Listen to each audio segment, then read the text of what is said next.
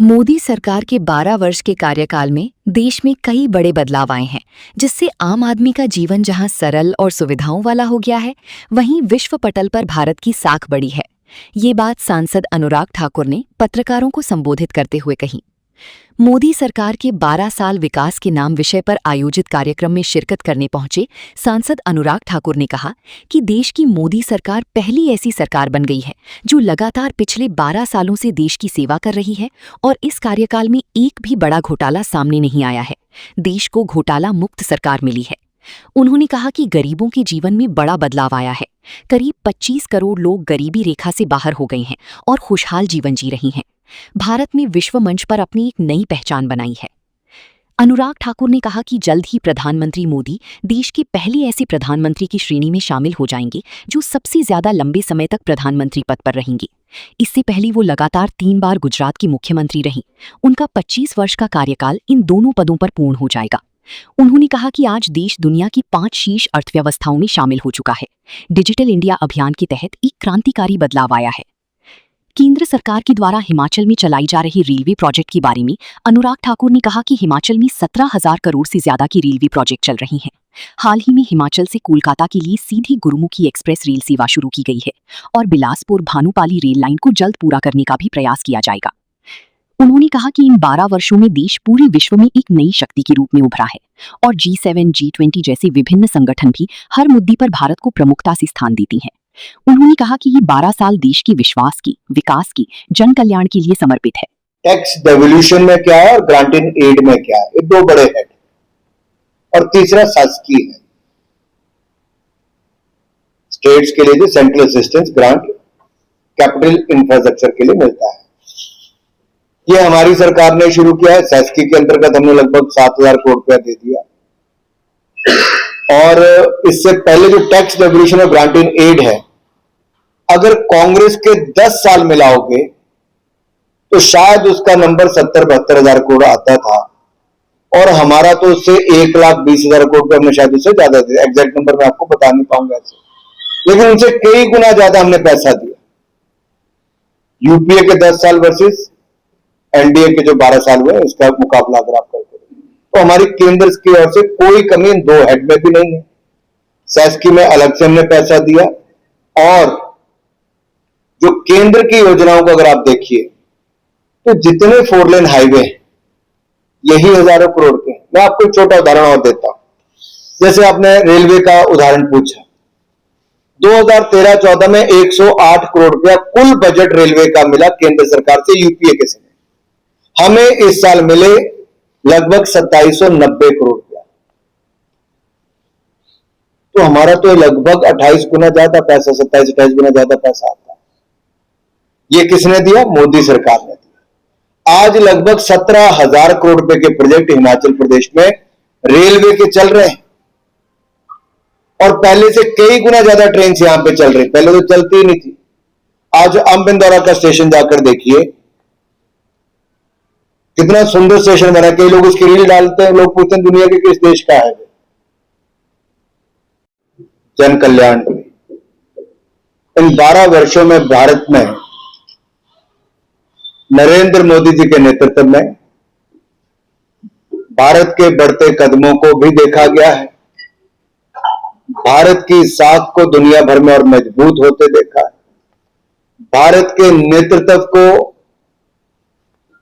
नई ऊंचाइयों पर और पहचान इन पिछले 12 वर्षों में देखी है और इन्हीं 12 वर्षों में हमारी सीमाओं को हमने पहले से ज्यादा सुरक्षित और सेना का और मनोबल बढ़ता हुआ देखा। इन्हीं 12 वर्षों में 25 करोड़ से ज्यादा गरीब गरीबी रेखा से बाहर आए। गरीबों के कल्याण को केंद्र की योजनाओं के माध्यम से गरीबों के जीवन में बदलाव आते देखा। इन्हीं 12 वर्षों में भारत की अर्थव्यवस्था को दुनिया की पहली 5 अर्थव्यवस्थाओं में, और जो हमारे देश के पब्लिक सेक्टर बैंक थे, जिनके 12 में से 11 बैंक पीसीए फ्रेमवर्क यानी कि घाटे की दिशा में या घाटे में थे, आज 12 के 12 मुनाफे में आते भी देखे। रिकॉर्ड मुनाफे में आते थे।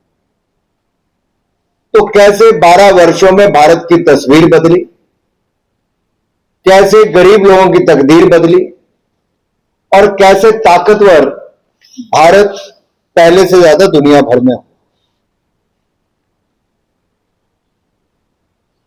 प्रधानमंत्री नरेंद्र मोदी जी अगले कुछ दिनों में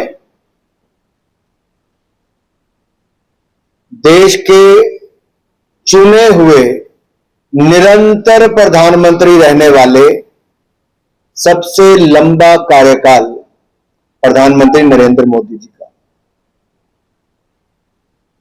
अगर आप देखिए 2014 से लेकर 2026 तक लगातार 3 बार देश ने मोदी जी को प्रधानमंत्री चुना और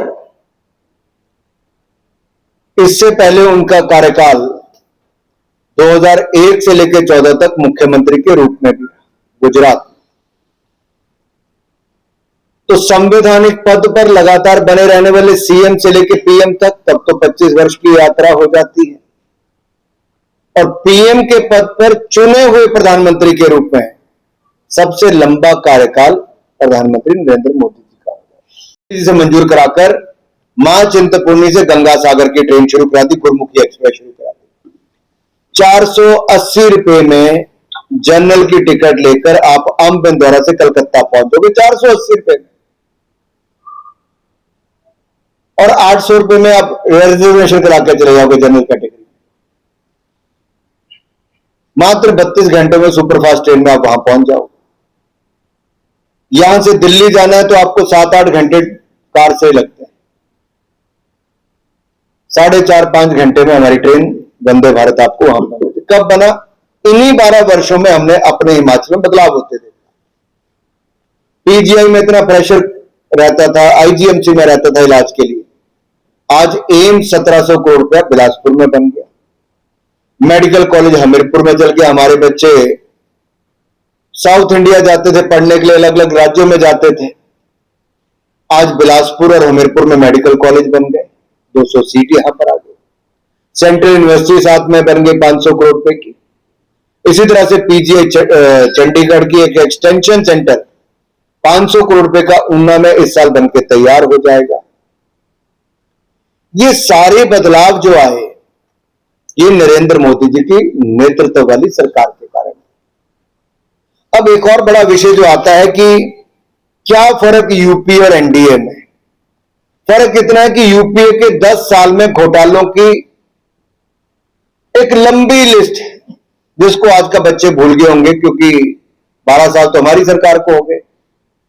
तो कॉमनवेल्थ गेम, 2G घोटाला, कोयला घोटाला, ये अगस्ता वेस्टलैंड घोटाला, देवास घोटाला, ये सारे घोटाले यूपीए की सरकार के समय हमने घोटाला मुक्त सरकार दी।